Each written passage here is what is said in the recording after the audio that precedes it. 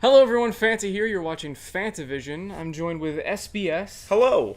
And today we are discussing Joker. Is it just Joker? Yeah, Joker just movie? Joker. So Joker, and wow. Yeah. I have not enjoyed a theater experience that much since I keep saying Blade Runner because I just kept thinking about Blade Runner 2049. Just the musical stings that kept happening, the long quiet moments, the slow build up, and it just feels like the whole movie is just kind of impending dread the whole time. Yeah, like it's leading up slowly to a big crescendo Yes. towards the end, but still has smaller moments Big throughout the film that just kind of just accent it really well. Yeah. Um, We're not going to talk about spoilers yet, so don't worry. When we start getting close to that, we'll kind of pull like a half in the bag, and we'll just have like a time code down below you guys can skip to. So we'll try to keep this beginning spoiler free. yeah, So overall, tone of the movie was great. tone of the movie was fantastic. It was just, I said depression the movie because it's just somebody who is suffering from severe mental health problems, and you actually find out why. And when you find out why, oh my god. Yeah, it's like the person could be anyone. Yes. Essentially, it's not like one of those super over the top comic book movies where this guy is like super crazy, he's gonna do all this weird shit to you. No, it's this guy is a guy, Yeah. and he's relatable to a point. Well, I mean, To a point, yeah, definitely to a point. I mean, like things happen to him that would happen to everyday that could people. happen to anybody. Yeah. Yeah. And But it's even worse for him because of his financial situation, because of his mental health issues, and everything like that. the mental health issues is something they play on quite a bit. Big time. He has a card that says, excuse the laughing, I have a condition, please return this, or kindly return this card. Yeah, it's like a neurology and- or a neurological disorder. Yeah, Yes. and, they play on the fact that a lot of people expect him to act like a normal human being, because when you're out in public, you don't really know if someone's actually mentally handicapped, and if they are mentally handicapped, it's hard to tell sometimes. Yes. Or if they're just a weirdo, or if they're actually, they have some sort of mental issue. And so they play on that, Yeah. where it's like everyone assumes the worst of you.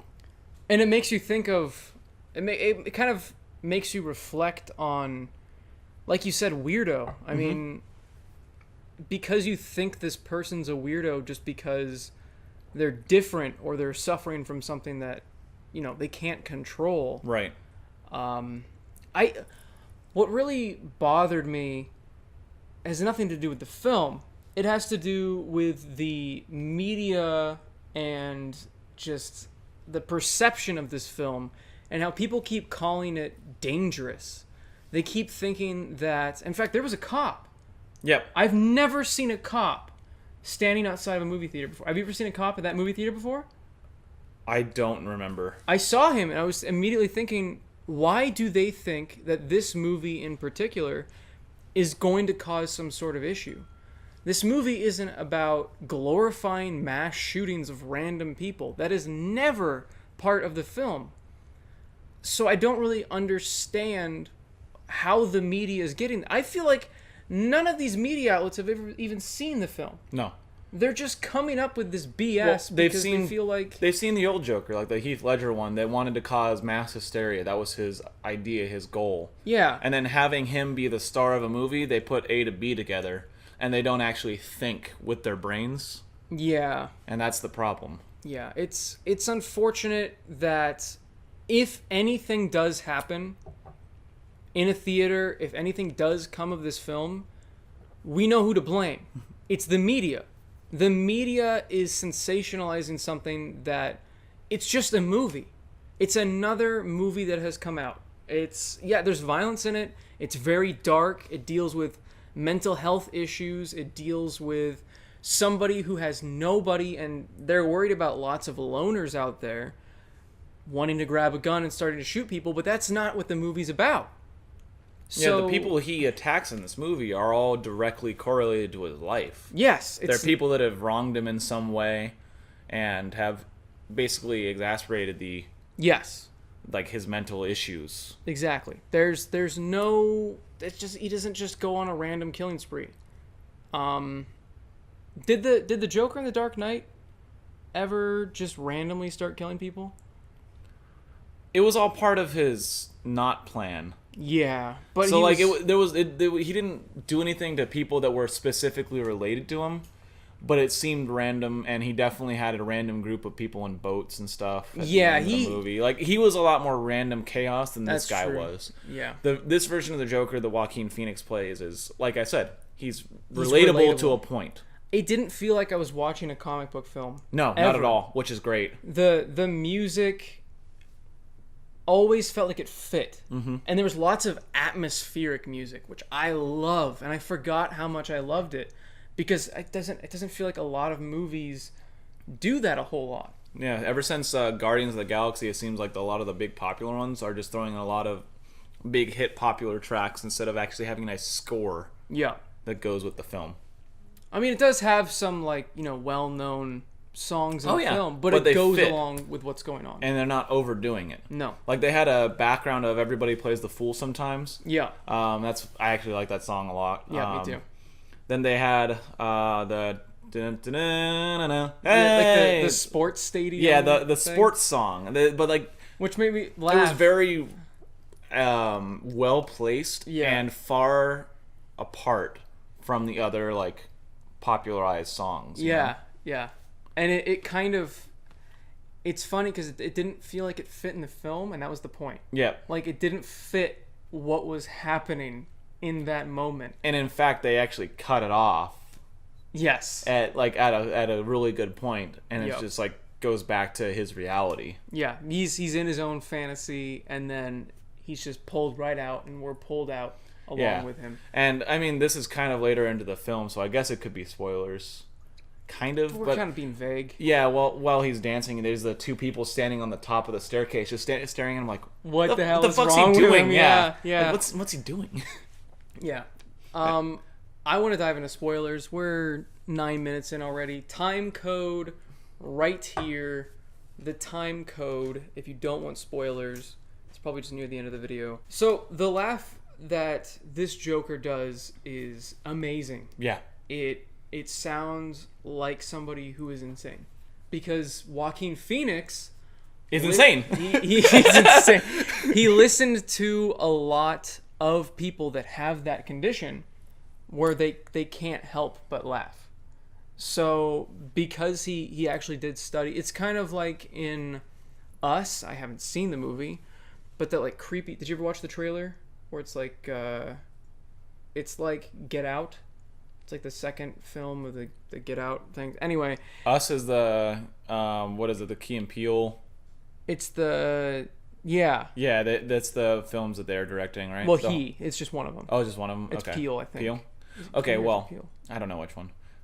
I know it was one of the people from that duo, or both of them, or something. But it's a horror film, and I don't do horror films. Gotcha. Yeah, I don't either. So unfortunately. Very few. I've heard it's good though. I've heard it's really good. I'm probably going to see it. I don't want to start talking about horror films, but anyway, the actress in that film looked at people who had this condition that made their voice sound a certain way, and used that for the character to just kind of add a bit of creepiness to it. Mm-hmm. And that is what Joaquin Phoenix did, but he actually integrated the laugh into the story itself. Like you said, he had to carry around a card that said, "Sorry, I have a condition." By the way, that bitch on the bus never gave back that card. No, she didn't. Yeah. It says, "Please return." Yeah, kindly return this card. She started it all. Because if he had that card, which he was trying to give to those people... Oh my god, yeah. Because, he tried to give it to him, he's reaches into his bag. There's nothing... Well, to be fair, he didn't even get a chance to get into his bag. That's true. He probably had more than one card.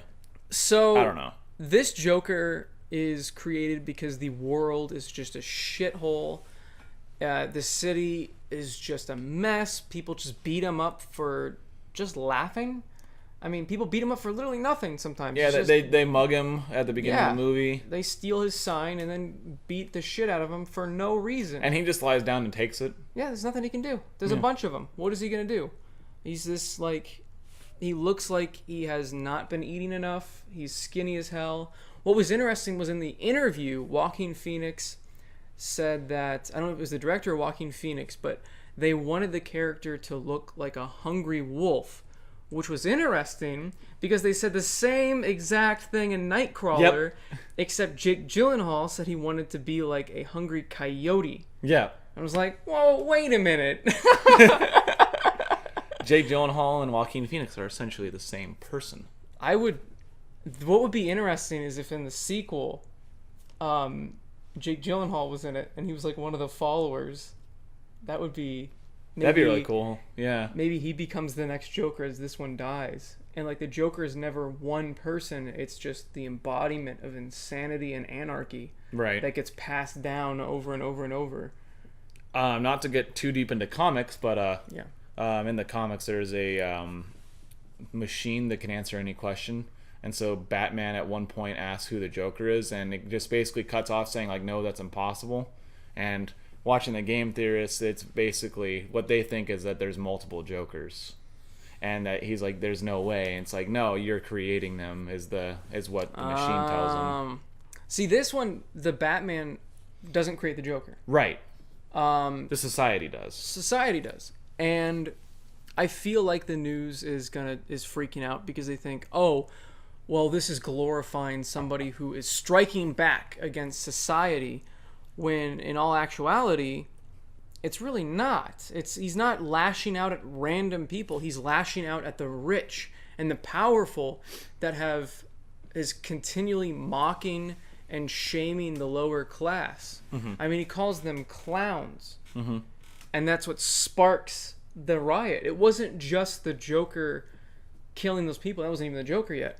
It wasn't just Arthur killing those people on the subway that made all of these people. It was his words, the way he acted after the killings. He could have, expressed sympathy and said, we can't believe this is happening.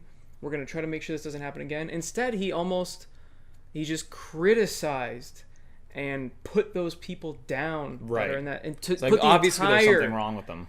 Put the entire working class down. And it wasn't even the working class. It was just like completely poverty-stricken people. People that are all... It is exactly, basically, if you think about it, people are already laying down, and he's kicking them while they're down. He is the bullies that attacked him while he was down.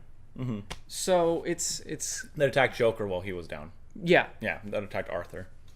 Yeah, so the mayor, or the soon-to-be mayor, was the bully. Yep. That essentially was kicking the Joker while he was down. Yeah. So I don't know. I loved all of the different things that were going on in the film. I loved just the filming of it. Just the cinematography. Yeah, the camera angles that they had, the zoom ins at the right moments. Yes. The random things that would just be put onto the screen that just didn't seem monumental, but added just a little bit to his character. Yep. Like there's a point where he just pulls out all of his stuff and gets into the refrigerator. Yeah. And just kind of sits there. And it slowly zooms in on the fridge. Mm-hmm. Like that was a really cool, and it was just completely quiet. Yes, it holds lots of... It's like the phone ringing or something. Yeah. In the background. It holds on to lots of shots because, unlike a lot of movies these days, I feel like it trusts the viewer and values your intelligence. Mm-hmm. It didn't feel like, okay, next frame, next frame, next frame, next frame, next frame, next frame, where they're constantly changing camera angles. They want you to think about it. They want you to sit and think about what's going on. They want you to deal with the emotions of what is happening in front of you. It's the complete opposite of the Marvel movies that are going on right now. I love the Marvel movies. I'm not shitting on them.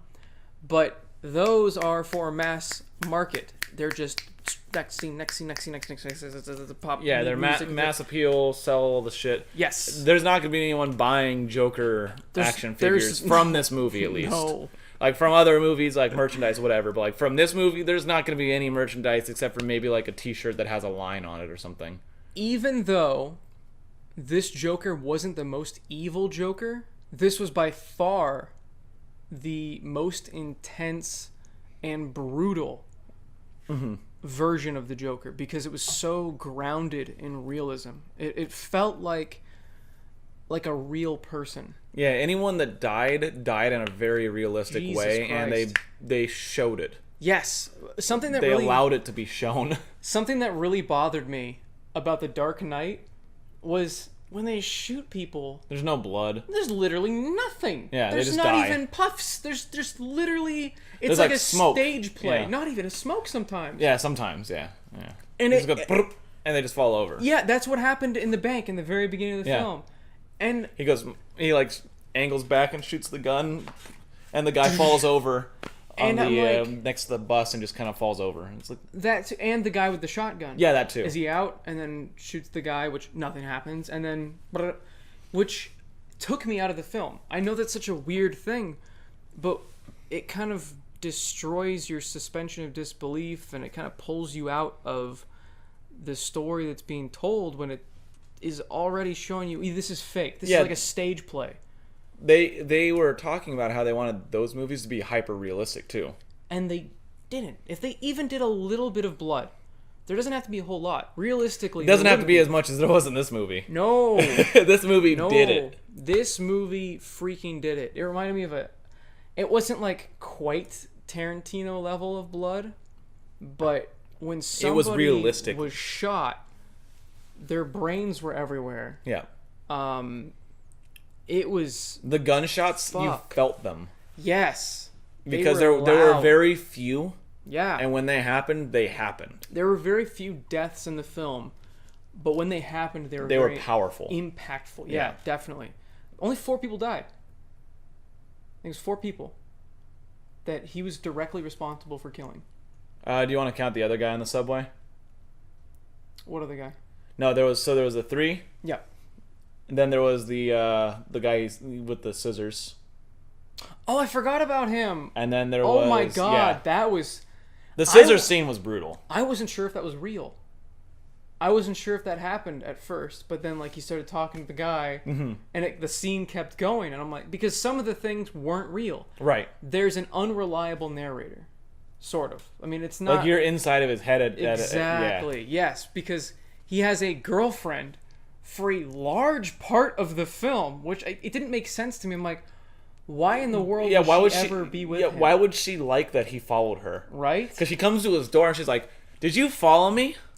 And he goes, "Yeah, I thought so. I was hoping you were gonna rob the place." It's like, "I have a gun. I can do that." And she then- laughed. and she laughs, and then it's kind of like a weirdly cute moment. Yeah. And then he comes back later and just like knocks on her door, and they start making out. And, That's after he kills the people. Yeah, in the after he subway. kills. Yeah, he just like shows up to her door and is like, It's like, that's confidence. Yeah. Yeah. I I'm was gonna like- fuck this girl. And then it's like, wait. that doesn't make any sense. Turns out, spoilers. But it takes a long time Yeah. for that reveal. Holy shit. Yeah. And then when the reveal happens, because you're kind of fooled too. Yeah, because he goes into so the spoilers now, like full force spoilers. Oh, yeah. He goes into her apartment after mom. after he kills his mom. Yeah, he kills his mom. Was that after he killed his Yeah, mom? because he says he has a bad day. No. This is before he kills his mom. This is when he found out. It's like raining outside. It's nighttime. He found out that his mom abused him. Oh, and then he goes back and then he's happy after he kills the mom. Yeah. Which is okay. Yeah, so he finds out the abuse from his mom, which is like ridiculous. Holy shit. And he goes into her door and he's like, okay, well, it's his girlfriend's place. He's just going to go see his girlfriend. And like he starts touching the walls and the couch. And then do the scenes where she disappears happen before or after she talks to him? Oh. Because like it does a flashback of scenes where she's in the movie, and then she disappears when the camera cuts back to where she was, It happens while he's sitting there, and you start realizing she has no idea who he is. Yeah, and then she walks out and says, "You're in the wrong apartment." Yeah. And that immediately I was you're like, oh no. Yeah, it was all in his head, and it shows all the scenes that you saw earlier with her missing from all of them. Even the cute door scene, nobody's fucking there. He was just talking to no one. He's completely delusional, and oh my god. This movie And she's so like, good. Your name's Arthur, right? My daughter's sleeping in the other room. Please, I need you to leave. And it's oh my horrifying because you're not sure if he's gonna like go off and kill her too. Because she does a thing in the elevator where she like fakes killing herself. She's like, I'll blow my brains out. This kid's annoying. And because like how shitty their life is in the building, and the building's elevator awful. not working, and he relates to that. So you're like, but like a creepy he's like, and keeps thinking you about think it. like, well, maybe he's gonna do it and think it's for her, like she wanted that or something. Yeah, that's what I was thinking too. I was like, oh no. Yep. But ends up leaving. Yep. Which is nice. Yes. Which is nice. Wow. Just as soon as the film ended, it didn't feel like over 2 hours. Right out, no. I just like it didn't feel like that at all. I wanted more of the movie. Same. As soon as it was over, I was like, so there's more, right? Right? Can we see it again? Yeah, exactly. That's what I felt like. I was like, I want to see this again. Yeah. Because there's so much to take in. And it's one of those movies, kind of like Shutter Island. Have you seen Shutter? I have not. I don't do horror movies. It's not scary. It's like, it's like a thriller, but it's not a horror movie. We can watch it together. We need to watch it. I can't say anything. But if you watch that movie twice, it is a different experience each time. Because it's about mental health issues. Interesting. Because he's like on a asylum island, and he's trying to figure out what's going on, because there's like an escaped person, and there's just like creepy stuff. It's an amazing film. It reminds me a little bit of this, but this one, man, it really dives into the character. I love how much you follow him. I love how you're in his mind. And like I said, I don't think it made him out to be a hero. I think in his own head he was the hero. Right. But I don't think the movie ever says, yeah, he's the good guy. Yeah, he's the star of the movie, but he's not the good guy. No.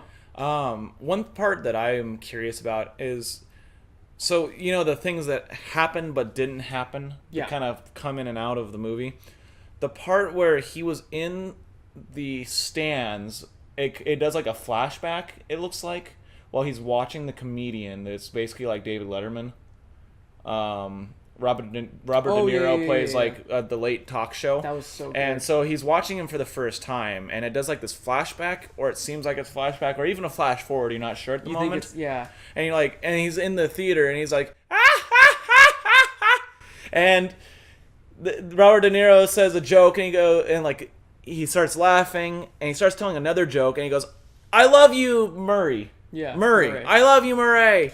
And he kept saying Murray. Yeah, like, Murray. And so the Murray stops the show and like does a spotlight on him and brings him down, and says the words like, "If I could, I would give up all the fame, the audience, the crowd, if I could have a son like you." Yeah.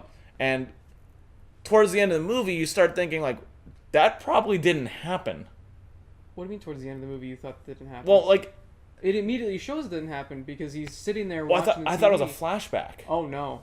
Like, at first I thought it was a flashback. He's just fantasizing. Right. Oh, you didn't get that? Like, right when it was back to them watching the TV again? Like, I thought it was like a pleasant memory he had. Oh, no. I knew right away. I was like, he is really off the rocker. Like, because he was still on his medicine at that point, so I wasn't sure. Yeah, but even when he was on his medicine, he wasn't completely there. But there was no evidence of him having fake memories or anything at that point in the movie. Oh, yeah, so that was maybe that was like, because they even pointed out, there's like, "You're a special guy, I can tell." So it's like maybe he went there once, and that's why they watch it together, is because like, it's a big part of his life, and it's basically all the things that his mom had. Grand delusions, narcissism, all of these things that his mom had, he also had. Mm-hmm. Because trauma in your childhood, it's weird that the brain does this. It doesn't quite make sense to me. But there are so many different switches in your brain that can be triggered by one thing or another, or they'll lay dormant forever. You could be born predispositioned to become a psychotic. But because you weren't abused as a child and you never had any traumatic experiences, that trigger was never flipped. So you're a normal person. You have a normal mental health. Most, As normal as you can get. As normal as you can get. Nobody's completely normal.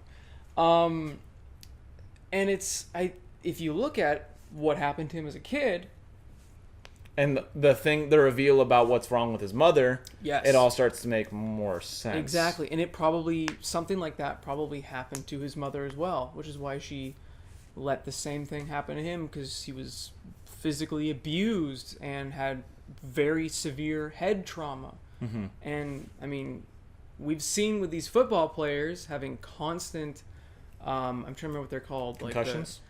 They like the micro concussions. I'm trying to remember what they're called, like CTE or something like that. But there's like this trauma that they're seeing in football players where they keep getting hit in the head so many times it's all these black spots. So all these football players that have gone insane, killed people, raped people, done all these like insane things, it's because of that brain trauma. And he probably has something like that from the head trauma he had as a child. So not only is he having all these mental issues from the abuse and everything that his mind has suppressed so much that he doesn't even remember any of it, and then he thinks his mom is a great person. Yeah, he was taking care of his mom. He's being the man of the house. Man, that reveal of his mom, like him in the room, I loved that. As he's reading it, he's in the room right with her as she's talking about everything, and that was so well done, just all of it. And he's in the room as a full-grown adult watching it. Yes, it's him, because he's reading it, and he's in the same clothes, and he's in the same everything. Yeah, he's like looking on as an observer of the interview, basically, of the interrogation. And you see like this face, he's just in disbelief, and then his tic is triggered, and he just starts laughing. And then walks in the rain, and then wrong apartment. And then when he kills his mom, which I knew was going to happen. Yeah. Because I'm not saying the movie is predictable by any stretch of the imagination. Especially when it comes to the ending. Like, I knew it was going to happen, but good God. It's a long scene. It feels like a very long scene. He waits for her to be cognizant to do it. Yep. Because she's like asleep. Yep. And then he says a few things, and he gets her to say a few words to him. Yep. And then he does it. Yeah, the subplot where he thinks he's Thomas Wayne's son, like... Oh my God. Yeah. That was... at first I thought it was like real. Yeah. I was like, holy shit. That is an insane new direction. But then not only is he not Thomas Wayne's son, he's not even his own mom's son. Yeah, he is adopted. And it's like, oh my God. Like, this guy's life is just shit. I mean, he says he's got nothing to lose on the Murray show, mm-hmm. and he really doesn't. And just... there's the scene where he's on the show. Goddamn, was it uncomfortable, by the way, when he kisses that old lady for a really long time. Multiple times. Yes. It was like, what is happening right now? I wasn't even sure if that part was real. I was like, what is real and what is not? Right. There's so many moments in the film like that. And then when he shoots Murray in the head, I thought he was probably going to do it, but I wasn't sure. Because he seemed like, okay, I was like, he's planning to kill himself. But then Murray kept taunting him mm-hmm. and throwing these little daggers at him, and I'm like... And you knew when he got the call that he was going to be on Murray, he knew something was up, because the way he answered the phone, he's like, sure. Yeah. That sounds good. That's great. He was like in disbelief, and he also kind of was like, yeah, he's using me as a joke. He knew. Yeah. And then that's how he got the moniker the Joker. It was because that's how he was introduced, because Murray called him a joker on his skit. Joker, because he's not very good at stand-up comedy. Most people aren't, but Oh my god, when he just shoots him in the head. That was a scene. That was a scene. And then he shoots him in the chest afterwards, yes, too. he gets up, just shoots him again, and then throws the gun on the table. And kind of hangs out, sits down, dances a little bit. And then goes up to the camera, and I don't know what he said because it That's cuts life. off. And... Is that what he said? Or it's the thing that he says at the end of it's right. the end line is his tagline that Murray always says. Yeah, and that's life. Yeah, and then he sings that song during the interview with the woman at the end of the movie too. Yeah, so talking about the end of the movie. Now, that was the most mind-fucky part of it. Right. Because it makes you question whether or not anything happened in the... What happened in the movie? Yeah, like what up to that was point, real? what happened? Yeah. What happened? What didn't happen? Did he kill his mom? Did he... I don't know. What... Was his mom even real? When was he committed? Yeah. What was real in the movie? And I like that ending, but I also don't at the same time. Right. I don't like the idea that an entire thing just didn't happen. Like, Like, it was all just a dream. yeah, the classic. It was just a dream. That. Because what happens is he's laughing. He's doing his laugh. You know and she goes, "What's so funny?" And he says, "I'm just thinking of a joke. And then You want to tell it to me?" And like he thinks of Bruce Wayne standing there over his dead parents, and he just goes, "You wouldn't get it." Yeah.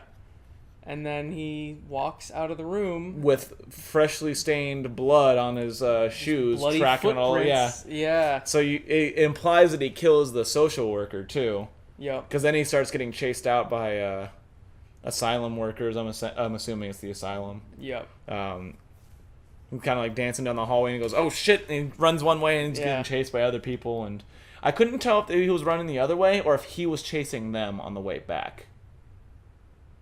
I think he was just being chased the whole time. So like it was him coming back the same way. Yeah. Because I was like, it's either he got loose and now he's chasing them. Yeah. Or it could be. I don't know. I don't know. I need to tell. see it again. But it was interesting. At first I was like, how does this set up a sequel? But it could set up a sequel in a couple of ways. If none of this happened, or if only parts of it happened, then the thing that he finds funny could be what he's planning on doing once he gets out, or if he escapes. Mm-hmm.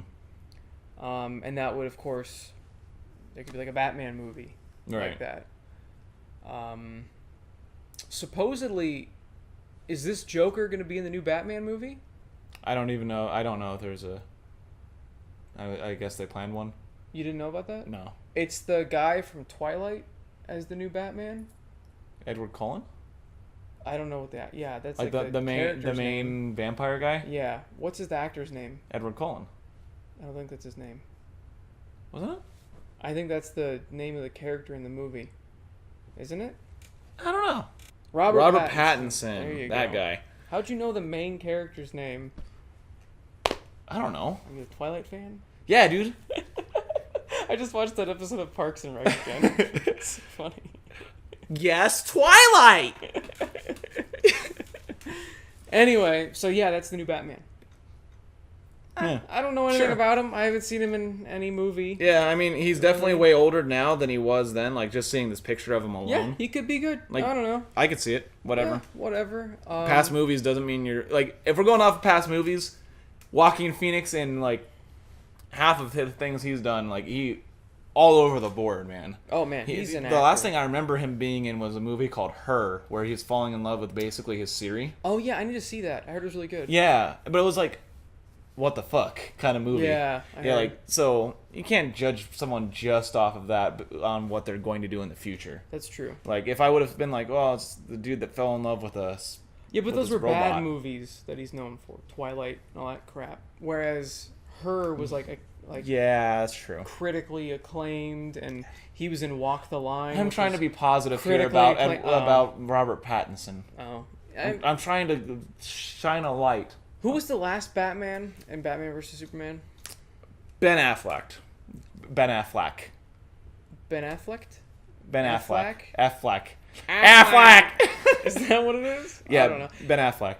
Why did Gilbert Godfrey ever stop being the duck? Oh, I remember 9/11 joke. Anyway, so he made a 9/11 joke on Twitter, Oh no. and they took him off from being the duck. It's been long enough. People can make jokes. I love the Christmas special of Half in the Bag, where the first part is just 9/11 jokes the whole time. What? I don't remember that. Where it's the Star Wars Christmas episode. Oh yeah. They don't do anything about Yeah. the Star Wars Christmas episode, the whole part one. Yeah. Fucking hilarious. Anyway. But yeah, so it was Ben Affleck, and then before that was, what's his name? Christopher Nolan's guys. Christian Bale. Yeah, that guy. There's a lot of people that didn't like the Christian Bale Batman. But I thought it was cool. I didn't like the third movie as much because it didn't actually have a story that made sense. I like. Well, it makes sense if you. Well, it's a good movie if you don't pay attention to the details. Yeah. Like the Bane is very entertaining. Batman's pretty entertaining. You? Yeah. Good people. Like the villain is really entertaining, and the main Tom characters. Hardy's just amazing. Yeah, like the characters are great, but the actual story and some of the decisions that happen in the movie Yeah. don't really make sense in the grand scheme of things if you pay attention. But anyway, Yeah. Joker. Yeah. Tangents, man. Yeah, right? It's your fault. Well, we're talking about the new Your Batman fault. movie, and I heard he Your might fault. be in the new Batman movie. Who? This Joker. Yeah, Pattinson. This Joker might be in the Pattinson movie. Oh, okay. Which would be interesting. It's hard imagining Batman in the universe that the Joker exists in. Yeah, because it was so normal. Normal, yes. And, I mean, I guess they could pull it off. It'd have to be just as dark with Batman. I don't know. It'd be... I'm trying to picture it. It was very difficult thinking about. Yeah, because it gets his parents murdered right in front of him, and it's a pretty solid murder. Like, Yeah. it would suddenly be totally traumatic, rips the pearls off her neck. And... But he didn't do it. No, it's not. Yeah, it's not him that did it. But thinking of how Joker is basically... He killed 5 people, which is a lot of people for normal standards. But for comic book standards, Yeah. it's pretty... For real life comic book standards, Joker, that's not, like, a lot. So thinking of comic book Batman and then this Joker, it's hard to imagine how you could bridge the gap to make them into the same world. Mm-hmm. Because it's just... One of them doesn't really seem to really exist. Well, this one seems like he could exist in a real world. Yep. Yeah.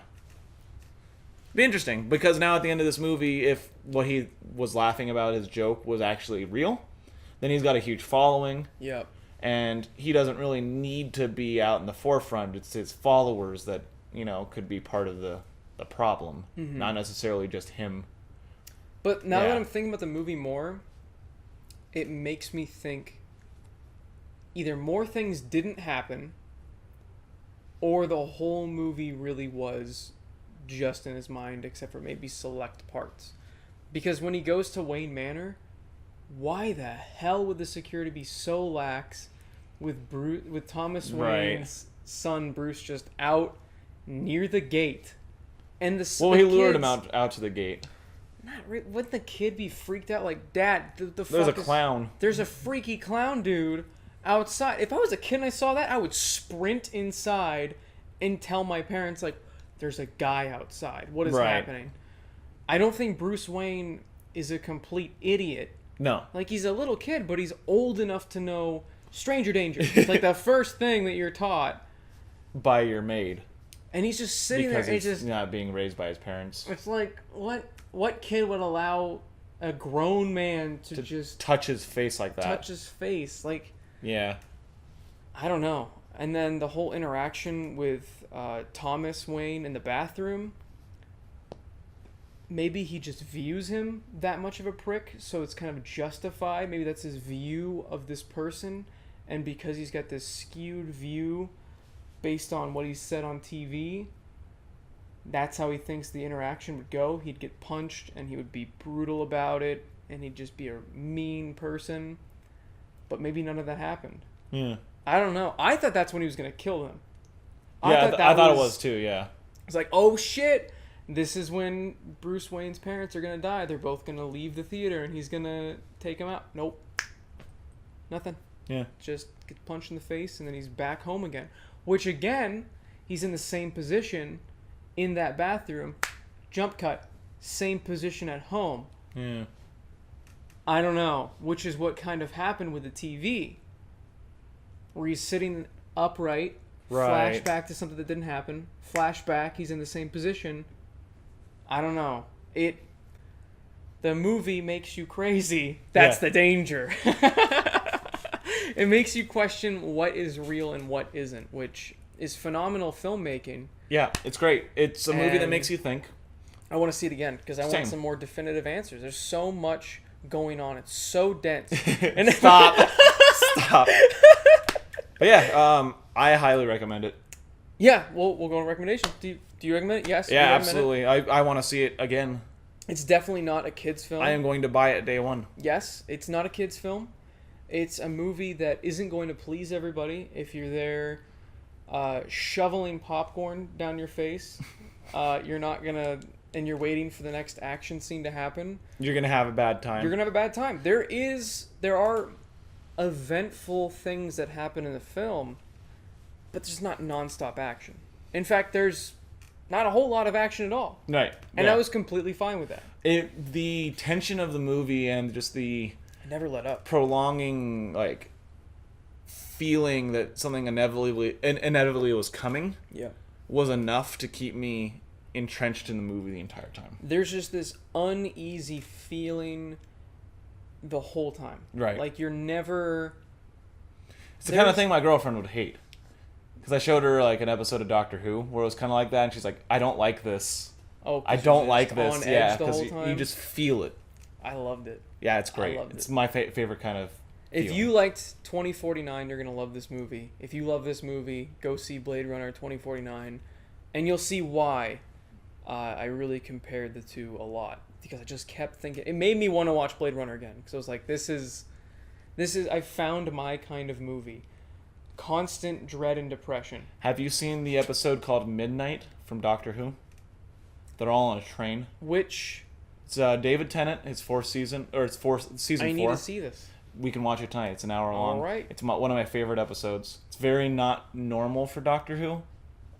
What I liked really was cool. the one where he's like got all like the Yeah. hash marks into him or whatever. The silence. Yeah, that was really cool. And then the one with the This one's a bit different though. Statues. It's the weeping angels or whatever. this one plays on the human psychology Oh, as okay. like the entire episode. That's interesting. Yeah, it's wild. So cool. So if you like this movie and you like 2049, also watch Doctor Who Midnight. It's There you in go. season 4 of the reboot. Yeah, it's and Shutter Island, but Watch everything. watch The Things. Phenomenal film. Loved it. We'll see it again. We'll see. We'll again. buy it. We'll buy it. And as much as I love an ending that is, questionable, I'm kind of excited for the director to just come out and fucking tell me what happened. Yeah. I feel that. Anyway. That's it. That's all I got. That's the thing. There you go. Podcast coming soon, so look forward to that. That'll be exciting. We got a futon now. We're on a futon, so people can't complain about us not being on a futon. We're We're back to the futon. Oh, it's the name!